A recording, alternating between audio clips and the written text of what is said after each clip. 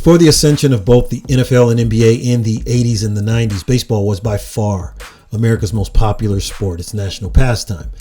The NFL generates more revenue than any other sport globally, yet it's completely USA-centric. The NBA has a huge global imprint, yet still can't generate the revenue of a 162-game MLB season. It's been a concern for Major League Baseball for quite a while now that their audiences tend to skew much older than the NFL and the NBA. And although millions and millions still attend Major League Baseball games and millions more still watching on TV, Major League Baseball, it's not really top of mind for most sports fans. Also, the slower pace of the game tends to not really be an attractive option for potential fans, especially when compared to the play on NFL and NBA fields.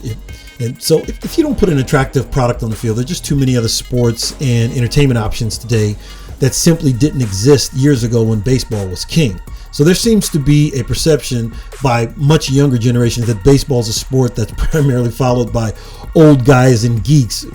Actually, which I don't think that's too far from the truth, but taking those challenges and numerous more into consideration, Major League Baseball will definitely have its hands full at its upcoming offseason meetings, and it will definitely carry more weight at this pivotal juncture for an American original that had played an active role in helping to shape the country in a lot of ways culturally.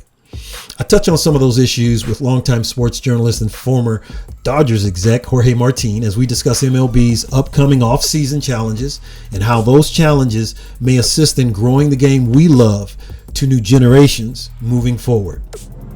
Stay tuned.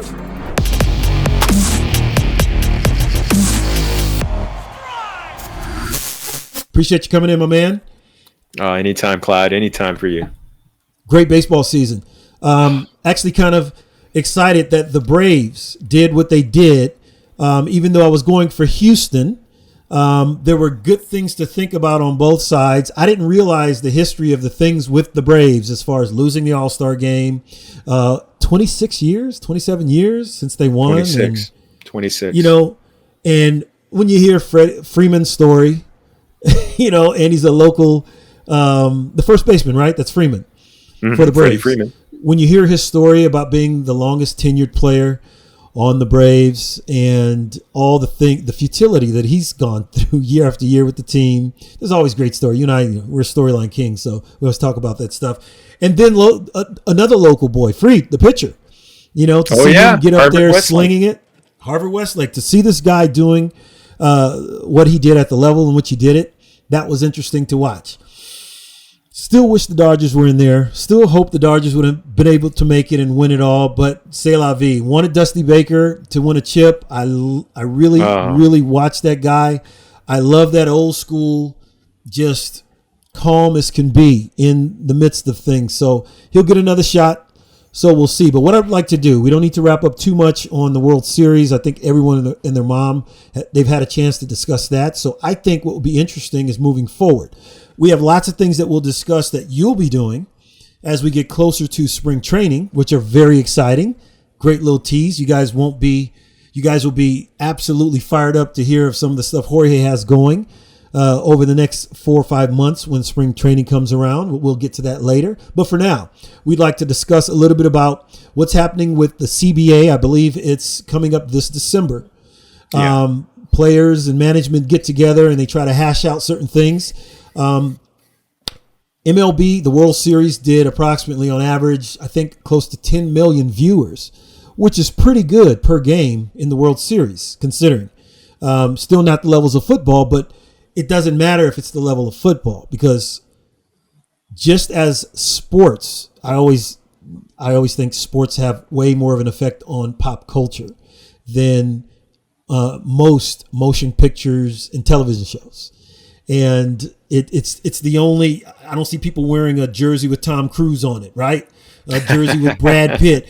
But any baseball player, football, basketball player, grown men will spend their money, their hard-earned money to represent their chosen team. So what's coming up with the CBA may seem like a small thing to a lot of people in the public. I wanted to bring Jorge on to have a quick conversation about that. Plus, we want to talk to him about some things. Just I'd like to come from a fan's perspective and ask questions such as, what about minimizing certain things about, and you don't have to answer this right away, but digital strike zones? Some of the things. What about the umpire? Troy, let's start with this. This is a little bit on the light side. Troy Aikman, in the middle of, he was doing one of his football games for Fox, and his partner usually is Joe Buck. Joe Buck was in the middle of doing the World Series, which would come first from a midseason NFL game. And Troy Aikman says something pretty funny. He said something I've had conversations about for years with people. It was kind of like a throwaway. Troy Aikman just says off the cuff, he goes, I'm watching my buddy Joe Buck do this and this, and he goes, it's kind of strange to me at this stage in my life to look at a baseball manager wearing the uniform of his players. He goes, could you imagine Bill Belichick running around with a football jersey on? Could you imagine Greg Popovich rolling around with a tank top and some shorts on in a game? And he goes, is that kind of an antiquated thought that baseball managers still wear the traditional garb of managers from 100 years ago? I've always been interested to ask you that. What do you think about that? It is kind of funny. You never think about it. And a lot of times, actually, those managers, for the last 15, 20 years, the managers don't wear the traditional jersey because you usually see they've got a hoodie or some sort of sweatshirt, some sort of top over it. And it's just for comfort. Quite honestly, I think part of it would be, when I think about the NFL, the last coach that would wear any kind of, would wear a suit was Tom Landry with the Dallas Cowboys. So that was more than 30 years ago that he was the last one. I think it just became a part of the culture to, wear something branded for the team. But really not to be, I mean, obviously they're not going to be in the same gladiator uniforms that the football players are. And, can you imagine Phil Jackson dressed up as, putting on the Laker jersey or something like that? No, I don't think. But the manager, I think part of it is maybe a comfort thing. And I think it's also something where the players are, the season goes on during the hot summer season. And it used to be like, if you go back into the 100 years ago when Connie Mack was the manager of the Philadelphia Athletics, he would wear a shirt and tie, and he was actually manager for 50 years. But that's the last one. After that, everybody started to wear the uniform, and I honestly think it was just a comfort thing. I mean, do you want to be in a 3-piece suit for 3 hours in the sun on the Eastern Seaboard where it gets very humid? I think you want to be as comfortable as possible. So you just basically some of those uniforms are just like wearing pajamas when it comes down to it. That's true, but I always think about Nike, Adidas, or whatever they want to call them, all these different companies, the athletic wear that comes, especially since Tiger hit. I mean, they've made it very stylish, and I think people are interested in wearing that type of wear. I think it could go a long way where you can come up with a certain style that has team branding and whoever is their primary sponsor, where they can actually put some of these clothes together that will look good. But I was just curious about that. Bring us up to date on some of the primary pieces that people should be aware regarding the CBA coming up, and then we'll get into some other little pieces that I have towards the end here. What are some of the things that you think are going to happen in this CBA, in particular with things such as the designated hitter? I would love for the National League to just bring it on. It's been decades too long, in my opinion, since they've talked about it or made a serious effort for it. Give us a little bit of what you think about that, as well as anything else you think we should be aware of regarding the CBA. Well, I'm a dyed-in-the-wool National League traditionalist, but it's time for the designated hitter to be universal. Just because of the fact that the big part, I mean, number one, pitchers don't get paid to hit. Clayton Kershaw made $30 million last year, $30+ million. Not 1 cent of that was for him to hit. So People can Right. say everything. Oh, I want to see him bunt or something like that. I'm like, wouldn't you rather see a real hitter come up Mhm. and take some at bats? Maybe that player that is getting older, he could still hit, but maybe he's not that good in the field anymore. Mhm. Someone. I'm not Pujols. talking about. Yeah, Pujols, exactly. Yes. Pujols. Barry Bonds at the end, Mhm. he probably could have played another year or two more. I mean, you sit there and you think about these guys who can still who could still hit, and for the longest time, you only had the 15 teams in the American League as options to keep them employed. Well, now in the National League, you could. I think if the National League can do it, I think it's going to end up being so much better for the game. Plus, the other part Mhm. is when it comes down to it, pitchers are getting just more and more of an advantage. Strikeouts are going up every year. You need more hitting in there, more hitting Mhm. possibilities, more real major league hitters, and the other part is the bunt is basically dead except for pitchers. So if you're Right. so let's just stick a fork in it and call it a day with the bunt. And I know Mhm. some people will still do it, and you still get the safety squeezes here and there. Joe Madden from the Angels loves to do it, but really it's people are trying to hit home runs. I wish teams would go for more hitting and not striking out, kind of like Mhm. trying not going for home runs, but going for line drives and getting high batting average and not striking out a lot. I think teams would be very successful that way. Mhm. And being able to do a game like that. I But love your that's analogy. one. But yeah, when it comes to the DH, it's time. I think another thing I think what's going to happen. I think two things are going to be very much brought into the negotiations. One Mhm. is the players want the DH, the universal Mhm. DH. The owners want more playoff games. Perfect. So I think the players have been kind of like, oh, I don't know if we don't know if we want more playoff games. Well, the owners are like, well, we don't know if we want to do the universal DH. So I think that's going to Mhm. be the big. I think that's going to be the big negotiating point. There will be a lot of saber rattling. There'll be talk about there's a lockout because I think it's December 2 that the CBA runs out. Mhm. So I mean, there's not going to be an actual any games missed until April, and Mhm. and really there's not any. The calendar really starts mid-February when you've got the pitchers and catchers reporting for spring training. You do have a World Baseball Classic, I believe, next year. I think it has not. It got postponed from this year to next year because of the pandemic. But I look at so I think there'll be a lot of posturing and a lot of talking back and forth, but I think ultimately they'll get it done. Sports is very much deadline oriented, Mhm. and everything else is for everybody to puff up their chest and make themselves sound like they're really big, really big and strong, when in fact it's just they're just waiting for the to get it to for the deadline to approach, and then all of a sudden, okay, this is how far we'll go uh, without giving up, without feeling like we give up too much. The players will do the same thing on their side. But I Mhm. think the two things that'll get adopted are the universal DH, and I think the playoffs, there will be 8 teams on each side, so 16 teams in the playoffs. It'll be kind of similar to the NBA playoffs.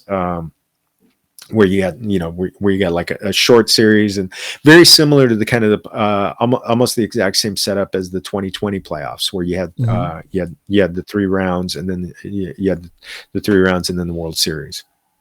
That's awesome. I mean, So I it would do away with the wild cards, but okay. then you'd still get That's okay. you get, instead of a 1 game do or die, you get like a 3 game series, just like in 2020.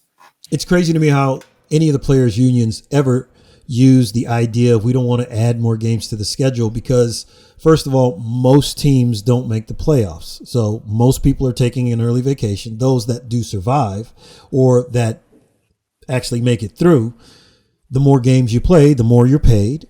And only two teams make it to the championship. So everyone else falls out early. So you're still getting paid extra, even though you don't make the championship. So you go an extra 2-3 weeks than everyone else, 2-3 weeks more than everyone else. And then if you're fortunate enough to make it to the championship series, the World Series, you get fat bonuses there again, and you get the title of we made it to. So I don't understand how there could be a negative. That's a negotiating ploy, I think, that may have worked in the past. I'm not looking at it being something that's going to favor the players in their union if that's the side they're going for. I say that because I've heard some discussions regarding the fact that 2020 was so much of a shortened season. And we don't have to go over the part of why I get so many friends from other cities that harp on me of the fact that the only way your LA teams could win is in a shortened season. It's strange that the Dodgers and the Lakers won in 2 shortened seasons. You and I don't have to negotiate that with anyone right now. Whatever. I can do some sort of hand gesture to tell you guys how I feel about you guys that think that way. But that's another whole podcast. But for now, the fact that there were real lost wages that occurred as a result of the shortened season, because they can only pay, everything is dependent on the amount of time they play and other things that come into play. It's just like you get X bonus because if you do this, you get that type of thing. There was a lot of money that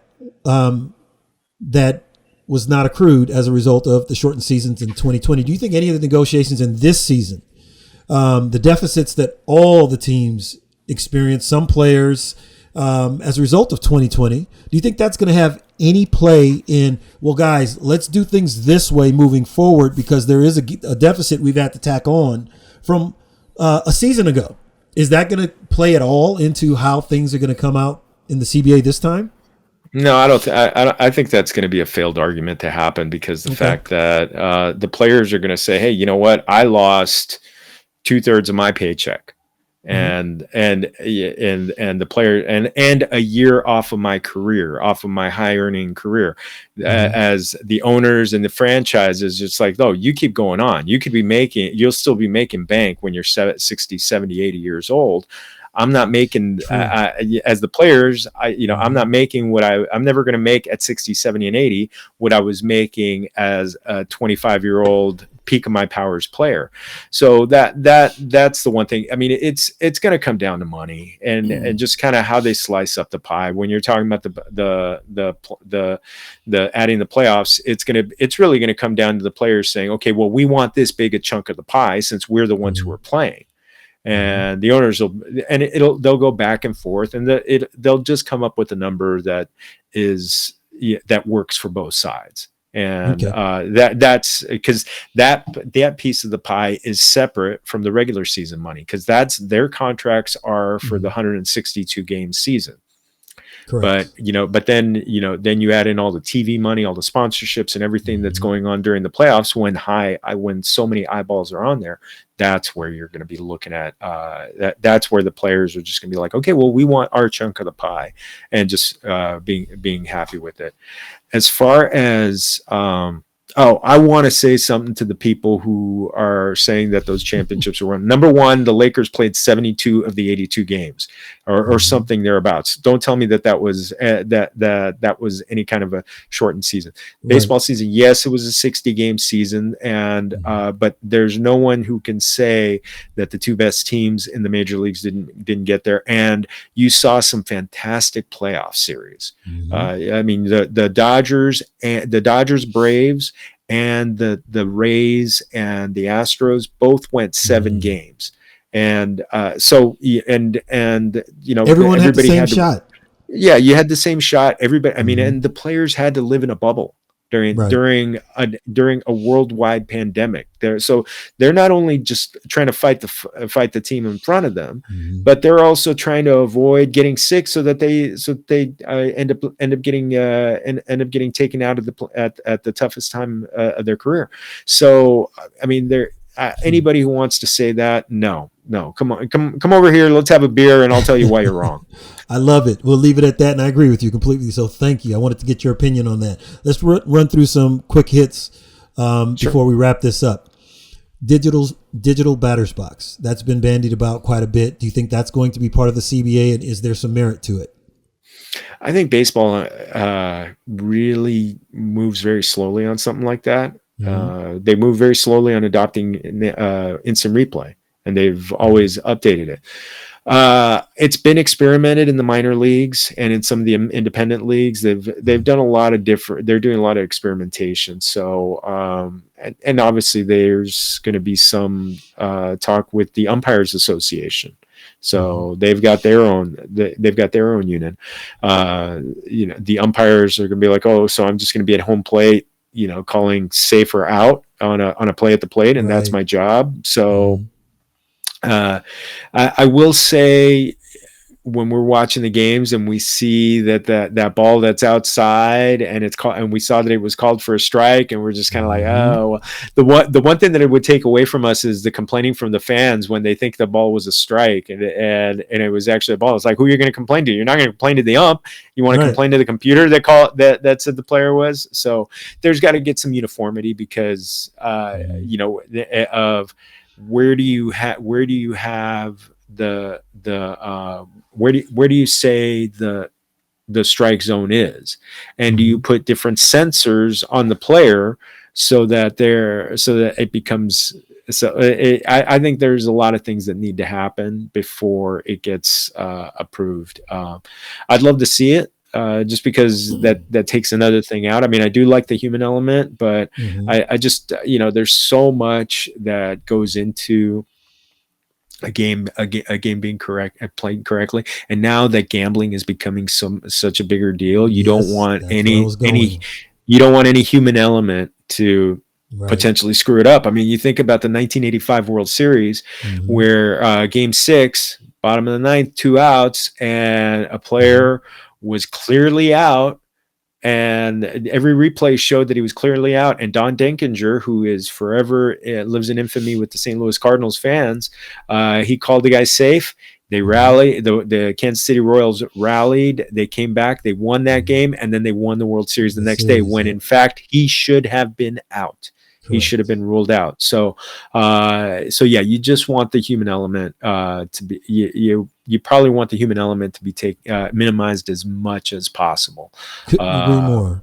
We're going to come back at the beginning of the season and definitely have a more in-depth conversation on that in particular, because what's of interest to me, I think what's going to be interesting to watch, the wagering element is going to become so big regarding not just baseball, all sports. But I think these types of rules, the potential digital batter's box and things of that nature, the cameras that are everywhere. I love these little cameras on the bases. Some people think it's a little too intrusive.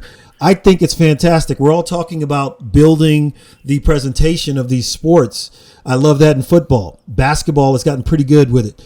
Baseball, to me, actually does it better than anyone, because we don't have to harp on this one too much, but one of the things I dislike about the NFL and the NBA is that you still have a lot of bodies surrounding the field of play with these cameras and equipment, and these big bodies on the field are running a million miles an hour, and they run into these cameramen and all these people all the time.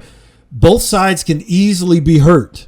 I mean, you have DK Metcalf running a route, catching a ball, going out of bounds. He slammed some guy the other day, and he flipped this dude. And I mean, this guy's feet just did this, and I'm thinking that's the most ridiculous thing in the world. But anytime you have someone coming full steam on a baseball field, sliding into second or home, you have that little teeny tiny camera that's built into the base, and you can see all of the action when they replay it. I think that's really cool. No one's there, so the athlete's not worried about running into anyone. These big bodies in basketball, these guys are on the court with these cameras, and I just think there's a lot of damage that could be done. But anyway, that'll be interesting to see how that plays out. Technology's not going anywhere, whether it's a digital batter's box or all the extra cameras that need to be. I think they just need to get better with the placement of cameras that are automatic, that are what do they call it? Unmanned cameras all over the place. These level, I love them. There was something that happened in my kids' game the other day that I want to bring forward into the pro game, and it's the drop third strike when you're swinging. Never understood that rule. Never liked it. If you're out, you're out. I don't care if the catcher drops the ball when you swing on third base, because this actually took place in the Game 6 Houston versus Boston, where the first batter up, the guy came up and he made it to first base, as a result of the catcher messing up. And the guy eventually made it around to third. It's only because Xander, what's his name, Bogart, came up after this guy. He came up after and was thrown out at first for the third out. But the initial person, who was it? Do I have his name? Kyle Schwarber. The first batter was Kyle Schwarber. Schwarber came up, dropped third strike, and, he halfway jogged in, and then he realized that, the catcher doesn't know where the ball is, so he sprints. He makes it to first. Things play out. He makes it all the way to third, and by the time Bogart comes out, there's a chance for Schwarber to score. I just thought it was the most ridiculous thing. The pitcher did everything he was supposed to.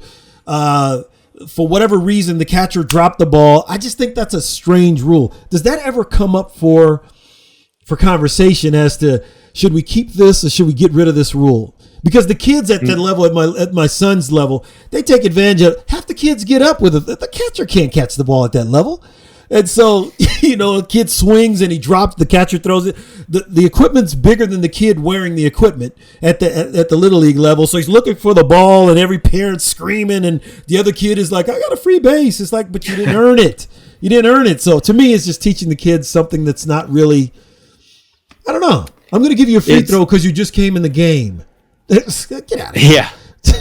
No. Well, it's one of those things that when you think about it, when you think about getting an out, the play is completed with the ball trapped firmly. So you can't, if a guy's running at first base, you can't bobble the ball. The first baseman can't bobble the throw. The tag has to be, that makes sense. The tag, you can't, you can say all you want. Yeah. That you tagged the guy, you had the ball in your glove.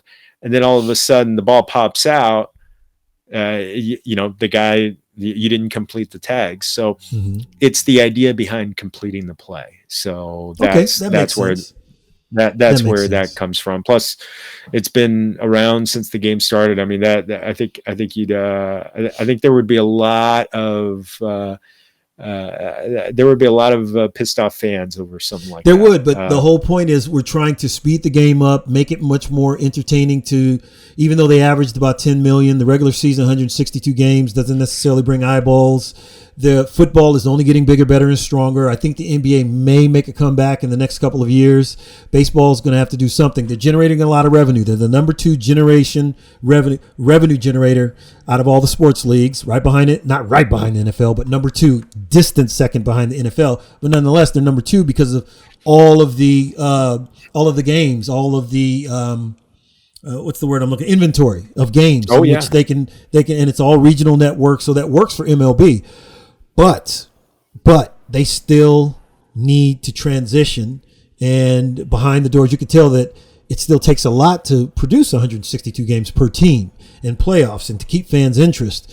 And they really need to make a play to get younger people back into the game, even though football has gotten people away from it because of the perceived, dangerous nature of football. Football is only getting stronger and stronger. Baseball needs to do some sort of shift. So we'll end on a few of these. The challenges by the coaches and by the umpires. Both of them seem to be taking a long time. It seems as though you want to speed that up, be more decisive, have someone that's not on the field or where no one has access to these certain someone or someones, plural, where they can make much faster, quicker, more decisive decision. What are your thoughts on the coaches' challenges and when the umpires call New York, if you will? Well, I'd love it if it was kind of like the NFL, where you could challenge it, and if you're wrong, you lose a timeout. Mm-hmm. So I'd love to see some, or just they've got a certain number of mound visits that they have. Mm-hmm. So if you don't, if you lose it, if you lose a challenge, you lose a mound visit. So that to me is the thing that I like that I look at, because you're right. I mean, I've been at games where there was a play at the plate and there's a challenge. The umpire calls the guy out and the game's over, and then all of a sudden the other team calls a challenge, and now all of a sudden you're sitting around for 2 minutes, and waiting for New York to say that the guy is out or safe. Right. And then it's like, oh, okay, now we could play I Love LA, and everybody could start cheering because New York said he's safe, says he's out, agreeing with the umpire. So that to me is the thing. I sometimes think that the coaches' challenges get a little much, because then every close play, it's kind of like, they're kind of like killing time. Wait, don't get in the batter's box just yet. Let our video guys look at the replay to see if the guy was out or safe, so that we could call a replay on that one. So yeah, I'd like to see more penalties for the teams that are wrong. I love that you think that way, because let's end on the next one, which has a little bit to do with that. And on the penalty, the idea of penalties is if a coach challenges something, or can there be some sort of penalties? This whole shifting of bringing a pitcher in for one batter. Right. I'm not a fan of that. I've received lots of mail to always ask this question when I have an opportunity for any of my shows talking about baseball. If they want to speed it up, get out of this nonsense of one pitcher coming in for one batter. We understand the strategy to baseball, but at the same time, no one wants to sit around for that. You're talking about 5 minutes for that little bit that we just talked about with the coaches' challenges and the umpires' challenges. What about the switching, the gameplay, and all that other stuff? I don't know how they can move forward. I know everybody's going off of analytics. Well, this guy hits this much, and we're going to shift everybody to the right or left of second base and all this other stuff. But to me, that does zero. Matter of fact, it deters people from wanting to stay and watch the game, other than the audience that they're already going to receive. But as far as getting new people, I think that's a horrible way to go. What are your thoughts on when they bring in one pitcher for one batter? All these guys are let me finish asking this, because you had mentioned earlier in the conversation about DHs. And so basically we're going more of the specialized route, just like in football. We don't ask Tom Brady to tackle somebody on the defensive end. So it's no different than in baseball, bringing on a Pujols, keeping Pujols another 5 years. That guy can still hit 350 and 30 home runs, just coming as a DH, doing whatever for the next 5 years. He can get in a little bit better shape, but that's another whole conversation. But we can see he's a draw. I like watching the guy play. So they're all specialized. They're all great hitters. It doesn't, to me, matter as much as it used to that a right-hander will hit better off of a left-hander and vice versa. So why not just let everybody go straight up? Those are the great storylines that keep people, this guy can strike out right-handed batters this way. I don't know. I mean, what are your thoughts on all that? I think they should just let them play. Well, first off, there's been a rule. I think this might be the second year that they enacted it, where every relief pitcher who comes in has to face three batters. Okay. So they have to face a minimum of three batters. So and it was because of that, because it was elongating the game, because you would get especially in September, when teams would have 15 relief pitchers, and they'd be like, okay, let's bring in a lefty, now let's bring in a righty, now let's bring in another lefty, and it's just like everybody, and it would just a single inning would take 10 minutes, half an inning would take 10 minutes. So they got rid of that. I'm glad that they got rid of that. I think it makes pitchers be able to be, not so concentrated. You don't, they have the left-handed one out guy or something like that. They called him a loogie. So and that was the thing. These guys, they would come in and they would come in and they would have 75 appearances, but only appear in 50 games, because they would only come in for one or two outs. So I look at this one. I think it's good that they did that. I think it's good that they now have the, players who are, when they're going to do a intentional walk, that the manager can just say, okay, walk this guy, and he goes up, he goes to, you send him to first. You don't have to take the 2 minutes to throw the 4 pitches outside. But no, I look at this one, and I mean, I'm all for, doing everything to shorten the game.